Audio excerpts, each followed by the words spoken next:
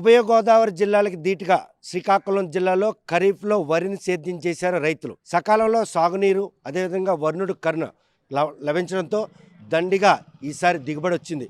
ఎకరాకు 30 బస్తాలు దిగుబడి వచ్చిన నేపథ్యంలో ఈసారి ధాన్యం అమ్ముకునేందుకు రైతులకు మాత్రం ఈరోజు రైస్ మిల్లర్ అసోసియేషన్ దోపిడీకి పాల్పడుతున్న ఆరోపణలు వస్తున్నాయి. మరోవైపు చూస్తే కనుక అధికారులు పండినటువంటి వరి పంటను పూర్తి స్థాయిలో దాన్ని పరిశీలించిన అనంతరం మిల్లుకు పంపించిన మిల్లర్లు కూడా రైతులను దోచుకుంటున్నారని ఆరోపణలు వెలువెత్తున్నాయి. మరోవైపు రోజుల తరబడి ధాన్యాన్ని మిల్లుల వద్ద దించేందుకు రైతులు పడికాపులు కాయాల్సిన పరిస్థితి. అసలు ఈ రైతుకు వచ్చినటువంటి ఈ కష్టం వెనుకున్నటువంటి ఆంతర్యం ఏంటి? ఈసారి దిగుబడి బాగా వచ్చింది, గిట్టుబడి ధర కల్పించారు, సకాలంలో డబ్బులు ఇస్తున్నటువంటి ప్రభుత్వానికి ఇవన్నీ కూడాను జవాబు లేని ప్రశ్నగా మిగిలాయి. కాకపోతే ఆర్టీవీ చేసిన ప్రయత్నంలో పలువురు వరి పండించే రైతులు మిల్లర్ల యజమానులు కూడా ఉన్నారు.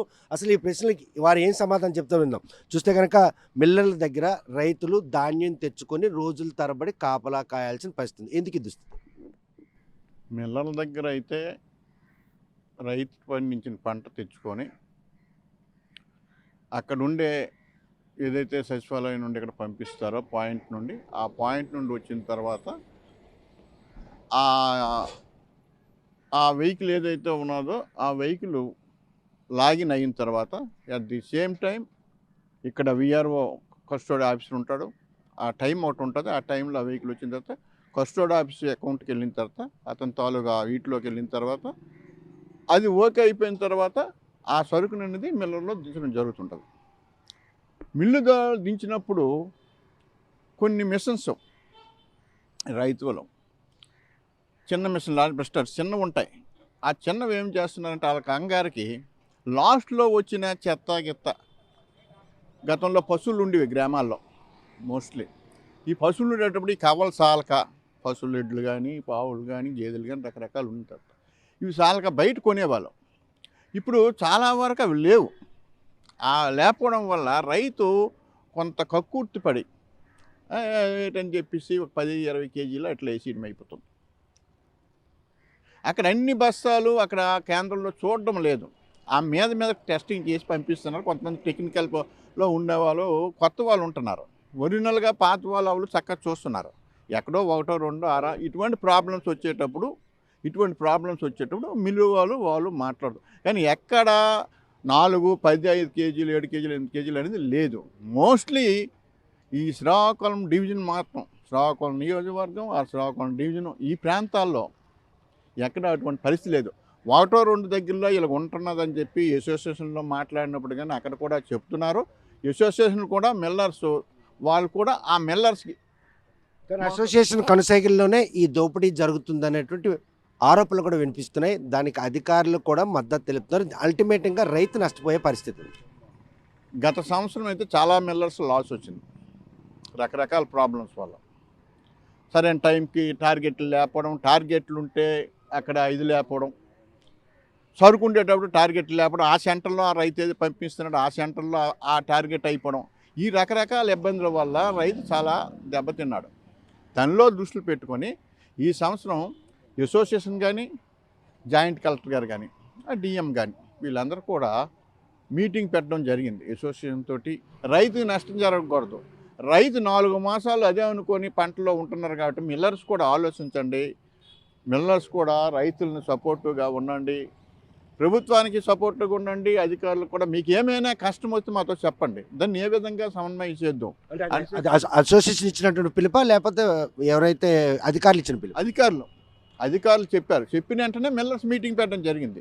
పెట్టి ఈ విధంగా మిల్లర్స్ మాట్లాడడం జరిగింది. ఎవరికి ఎక్కడ నష్టం జరగకూడదు, ఎవరు ఎక్కడైనా ఎక్కువ తీసుకోవడానికి వీలు లేదు, పద్ధతి ప్రకారం వెళ్ళాలని చెప్పి. ఇక్కడ ఏమవుతుందంటే కొంతమంది చిన్న మిల్లు వాళ్ళు, వాళ్ళకి ఆ ప్రాంతంలో వాతావరణం అనుకూలించకపోవడం, బట్ సెకండ్ ఏంటంటే ఆ ప్రాంతంలో పండే ధాన్యం మంచి దిగుబడి రాకపోవడం. 100% రావాలి, 82-83% వస్తుంది. ఈ మిల్లర్ ఎలాగా ప్రభుత్వానికి బియ్యం పంపిస్తాడు? మోస్ట్ మీరు అన్నారు ఇప్పుడు ఈ నూకలు ఇవన్నీ అవి మార్కెట్ ఒకసారి రైజ్ అవుతుంటే ఒకసారి తగ్గిపోతాయి. ఇవన్నీ భరించవలసిన మిల్లరు. రైతు కూడా ఆవేదన ఏంటి, నేను ఇంత కష్టపడ్డా, ఇంత పెట్టాను, ఎరువులు దొరకడం లేదు, లేకపోతే ఇది అవుతుంది, ఒకసారి అటు ఇటు జరుగుతుంది.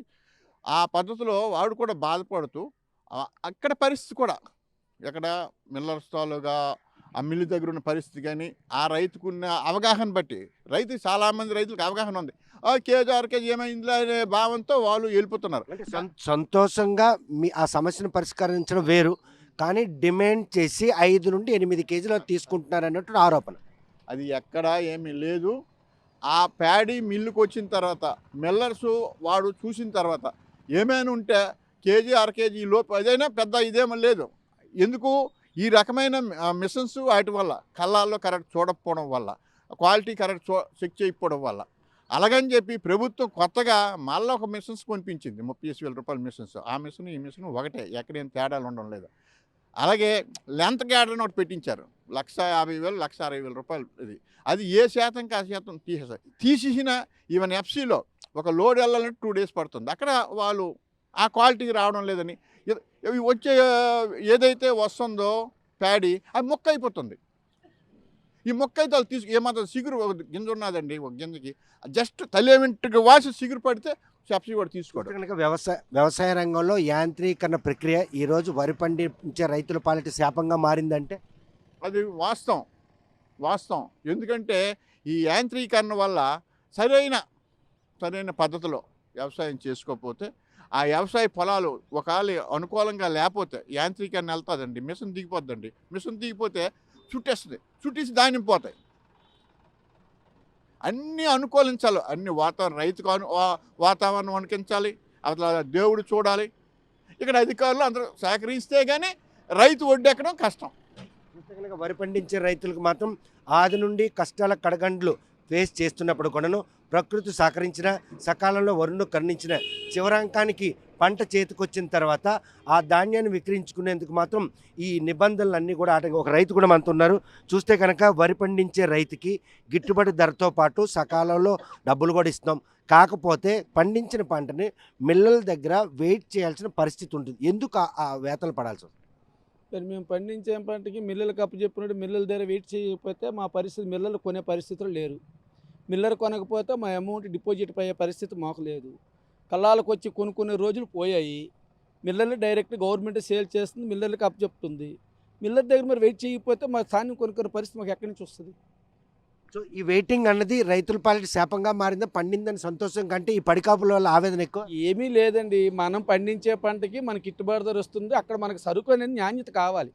నాణ్యత లేనప్పుడు మిల్లోడు 2 కేజీలు 3 కేజీలు తీసుకుంటాడనంటే, యాంత్రీకరణ పద్ధతిలో అయితే కేవలము ఇప్పుడు మా పెద్ద అని చెప్పినట్టుగా 2 రోజులు ఆరవేయవలసింది రోజున్నర తీసుకొచ్చి పెట్టామనుకోండి, ఇక్కడికి వస్తే తేమ శాతం పెరుగుతుంది. ఆ తేమ శాతం పెరుగుతుంటే మిల్లోడు నష్టపోవడం, కేజీ అర కేజీ తీసుకోవడం సామాన్యం. అదే మనం 4 రోజులు ఆరేసి సరికి ఇచ్చామనుకోండి, ఆ కేజీన్నర 2 కేజీలు అక్కడే పోతుంది తేమ శాతంలో. అందువల్ల ఇతను మిల్లోలకి లాభం లేదు, అలాగే రైతులకి దోచుకునే పరిస్థితిలో కూడా మిల్లోడు కూడా లేడు.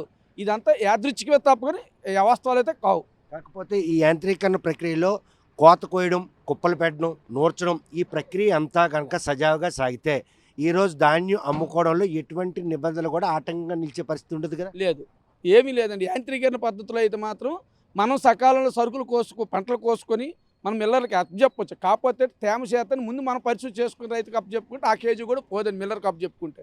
లేకుండా మనం ఏదో గాబరపడి ఇచ్చేస్తామని అనుకుంటే ఆ కేజీ అర కేజీ పోవడం తప్పదేమీ లేదండి. కానీ యాంత్రిక పద్ధతిలో మనుషులతో రైతాంగం చేసేది, ఆ రైతాంగం యాంత్రిక పద్ధతిలో పెట్టుబడి తగ్గింది, రైతుకి పెట్టుబడి జరిగింది, గవర్నమెంట్ గిట్టుబడి ధర ఇచ్చారు కాబట్టి అర్ధాపోలో రైతు తినగలుగుతున్నాడు.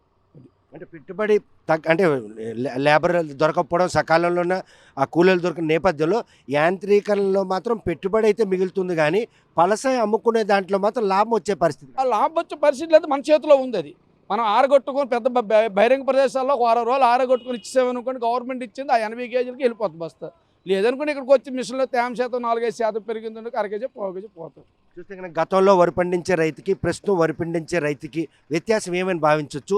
మిల్లర్లు దోచుకుంటున్నారు అంటున్నారు, అదేవిధంగా మిల్లు యజమానులు రైతులను ఏమొచ్చి ఇబ్బంది పెడుతున్నారు. ఆరుగాలం శ్రమించి పండించిన వరి పండించే రైతులకి ఈ కష్టాలు పోవాలంటే ఏ విధమైన ప్రక్రియ కావాలి? ఏట్లేదండి, ఉట్టి ఆరోపణలేనండి ఇవి.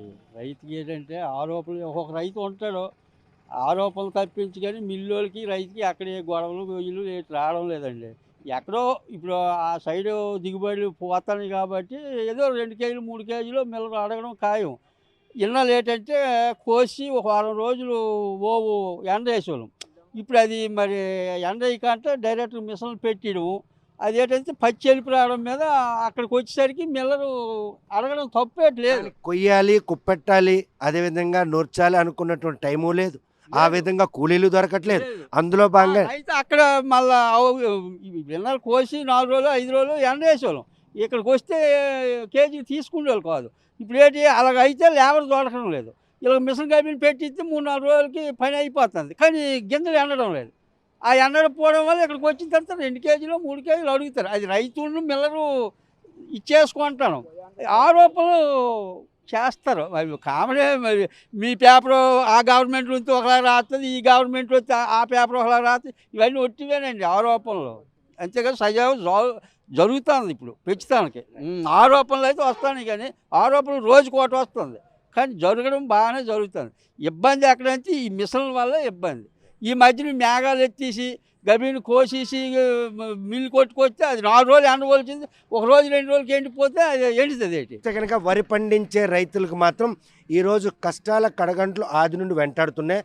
ఈసారి ప్రకృతి కరుణించింది, సకాలంలో వర్షాలు పడ్డాయి. అదేవిధంగా వాయుగుండాల బారి నుండి కూడా రైతులు ఈరోజు పరిరక్షించబడ్డారు. అయినప్పటికీ కూడా పంటను అమ్ముకునే విషయంలో మాత్రం పాత కాలం నాటి పోకడలు లేకుండా యాంత్రీకరణ నేపథ్యంలో జరుగుతున్నటువంటి ఈ ప్రక్రియ మాత్రం ఈరోజు వారికి వ్యవసాయ వరి పంట లాభాపేక్షగా ఉన్నప్పుడు కూడాను మిల్లర్లకి రైతులకి మధ్యన ఉన్నటువంటి ఆ సాంకేతికపరమైన ఆటంకమే తప్ప వారి మధ్యన మాత్రం ఎటువంటి కూడాను అనుమానాలు కానీ ఆరోపణలు లేవు.